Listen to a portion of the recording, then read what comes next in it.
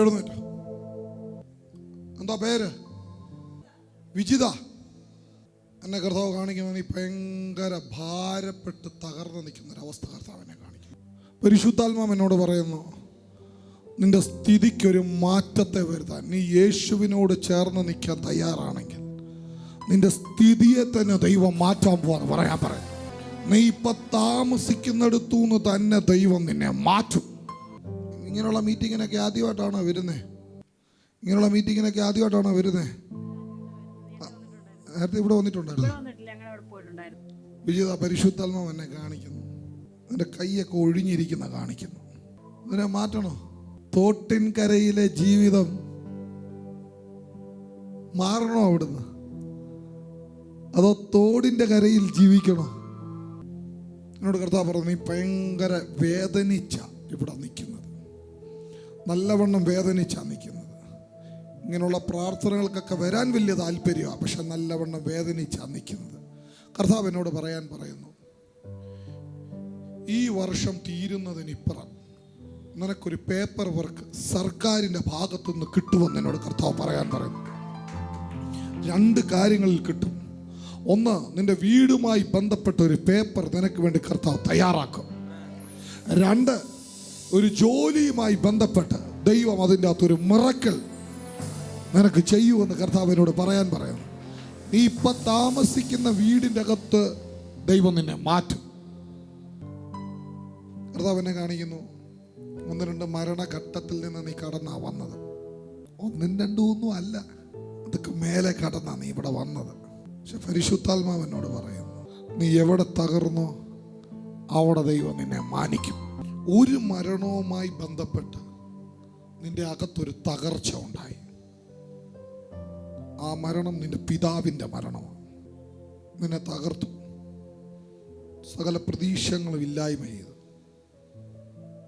കർത്താവിനെ കാണിക്കുന്നു, അതോടുകൂടി എല്ലാം നഷ്ടപ്പെട്ടു, മൊത്തം പോയി. ചിലതെല്ലാം കൈയടക്കിക്കൊണ്ടുപോയി, ചിലരെല്ലാം ഉപേക്ഷിച്ചിട്ടുമുണ്ട്. ആ ഭാഗത്തൊക്കെ കടന്ന് നമ്മൾ ഒത്തിരി കിടക്കേണ്ടി വരും. പക്ഷെ പരിശുദ്ധാത്മാവിനോട് പറഞ്ഞു, നീ യേശുവിൽ വിശ്വസിക്കുക, നിന്റെ സ്ഥിതിയെ തന്നെ മാറ്റും.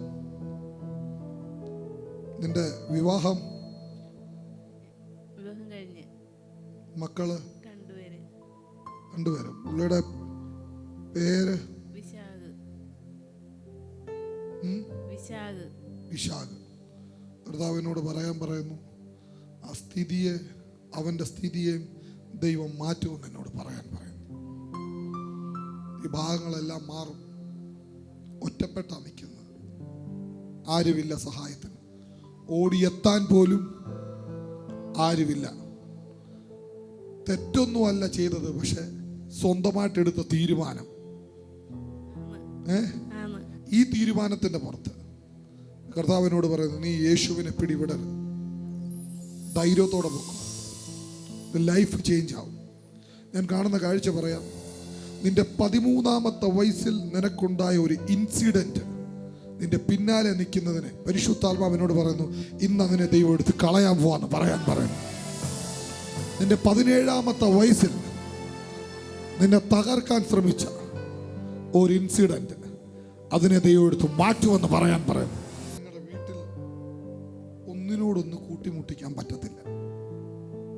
2, നല്ലൊരു സ്നേഹത്തിൽ പോകാൻ പോലും പറ്റുന്നില്ല. തൊമ്മൻ മുറുകുമൻ ചാണ്ടിയായും ചാണ്ടി മുറുകുമൻ തൊമ്മനായും എന്ന് പറഞ്ഞ മാതിരി 2 ധ്രുവത്തിലായി ഇപ്പൊ പൊക്കോണ്ടിരിക്കുന്നത്. 2 മേഖലയിലാണ് പൊക്കോണ്ടിരിക്കുന്നത്. പക്ഷെ ഇന്ന് നീ വീട്ടിൽ ചെല്ലുമ്പോൾ അത് നഷ്ടപ്പെടുകയല്ല. നീ പേടിക്കേണ്ട, വിശാഖ നിന്റെ കൂടെ തന്നെ ഉണ്ടാകും. ആ ഭയം നിന്റെ അകത്ത് നിന്ന് മാറണം. ഇപ്പം മാറണം, യേശുവിൻ്റെ നാമത്തിൽ അങ്ങനെ സംഭവിക്കട്ടെ. തകർക്കാൻ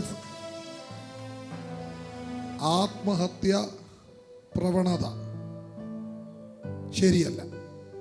അങ്ങനെയുള്ളതിനോട് പറയണം, എൻ്റെ നന്മ ഞാൻ കാണും. എന്തോ പറയണം?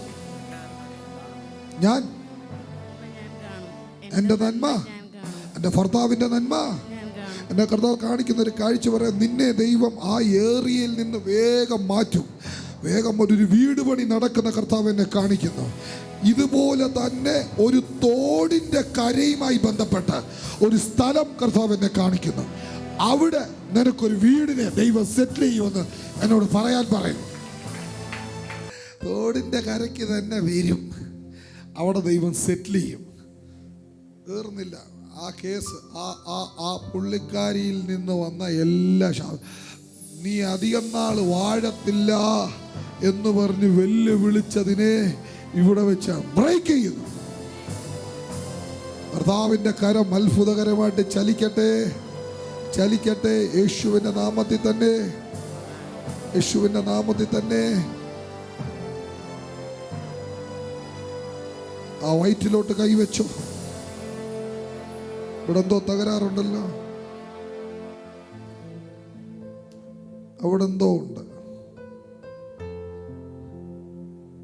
കൂട്ടുകാരിയെ പിന്നെ നോക്കുകയാണ്. യേശുവിൻ്റെ നാമത്തിൽ ആ വളരുന്ന ഫിസ്റ്റിനെ ഞാൻ ഇവിടെ വെച്ച് ബ്രേക്ക് ചെയ്യുന്നു.